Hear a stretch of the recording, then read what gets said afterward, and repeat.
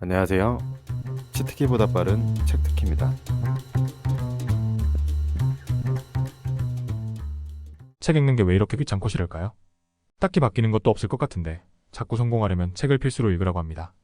심지어 자기계발러들이 읽으라고 한 책들은 하나 둘 계속 읽어가는데 딱히 나아지는 게 없습니다. 스마트폰의 유혹을 참아가면서까지 하는데 말이죠. 도대체 왜 변화가 없는 걸까요? 그리고 여러분이 놓치고 있는 게 도대체 무엇일까요? 사실 여러분은 이미 다 알고 있을지도 모릅니다. 저도 지금 돌이켜 생각해보면 그렇거든요. 책을 읽어도 변하지 않았던 건 책을 잘못 읽고 있었기 때문이었어요. 즉 독서법을 몰랐던 거죠. 그런데 지금은 어떨까요? 한 권을 읽어도 사고가 확장되고 지식이 내면화되면서 지혜로 바뀌어 가는 걸 몸소 체험하고 있습니다. 제 삶에 스며들었기 때문에 굳이 억지로 기억해내거나 끄집어낼 필요도 없습니다. 그저 삶 자체가 그렇게 되었으니까요. 오지랖을 부리고 싶을 땐 미움받을 용기에 개인 심리학이 발동하고 유튜브나 게임 등 도파민 중독에 꿈틀거릴 때 도파민 네이션이 떠오르고 일에 집중해야 하거나 아이디어가 필요할 땐 황농문 박사님의 몰입을 적용합니다. 어떻게 이런 게 가능했을까요? 독서법을 배우고 제 인생에 적용했기 때문에 가능했습니다. 여러분도 지금 책을 그냥 읽기만 하고 있거나 열심히 독서를 하는데 인생에서 크게 달라진 점이 없다면, 그리고 한 달 후 완전히 달라진 당신의 삶을 기대한다면 이 영상을 끝까지 보시기 바랍니다.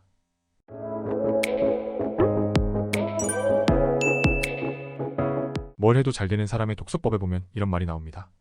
책에서는 뇌행 독서법이라고 하는데요. 이는 책을 온전히 내 것으로 만드는 기술을 말합니다. 만일 여러분이 책을 읽어도 뭔지 잘 모르겠고 기억이 나지 않는다면 뇌행 독서법을 반드시 활용해야 합니다.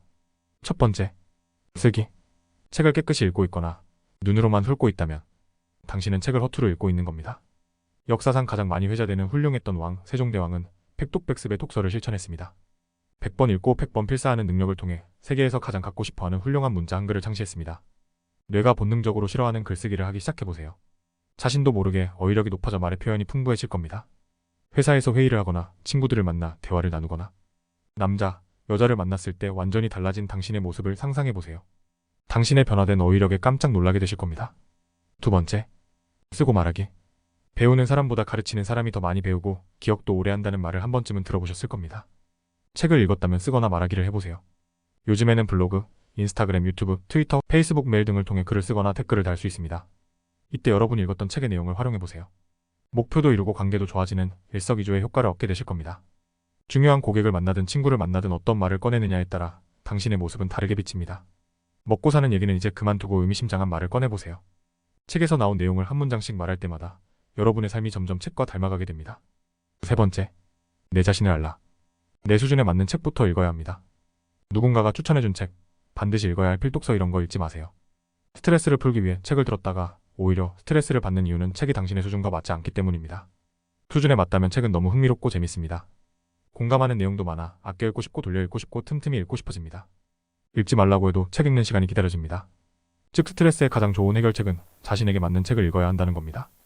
네 번째, 호기심을 갖고 질문하라. 경영의 신 피터 드러커는 이런 말을 남겼습니다.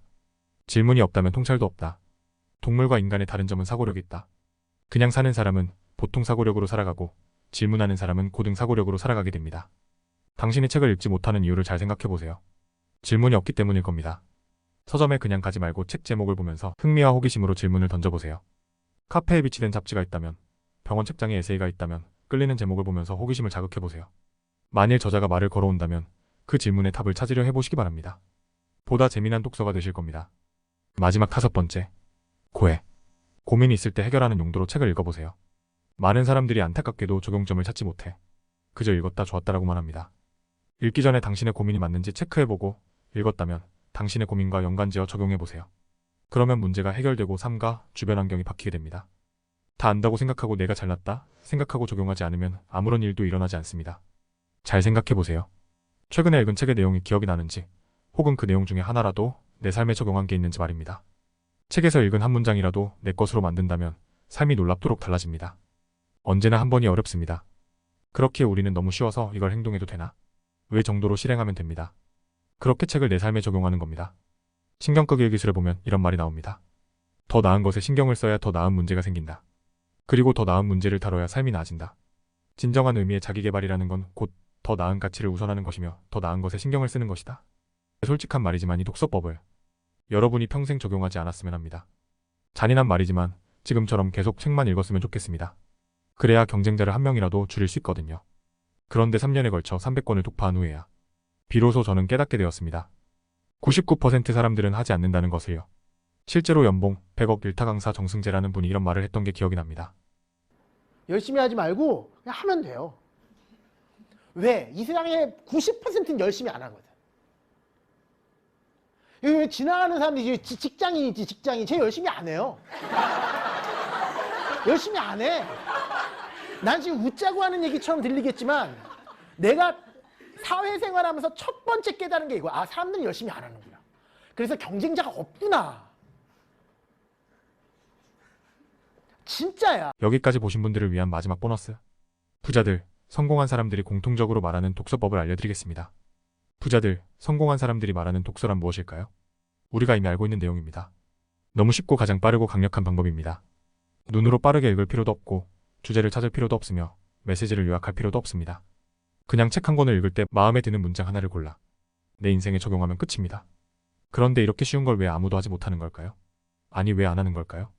답은 너무 쉽기 때문입니다. 너무 간단하고 쉬워 보이고 만만해 보여서 가치가 없다고 느끼기 때문입니다. 원래 기본기는 무시한 채 특별한 방법만을 찾는 것이 인간의 본성이거든요. 그래서 우리는 빌 게이츠 독서법, 일론 머스크 독서법, 무슨 독서법을 찾아 나섭니다.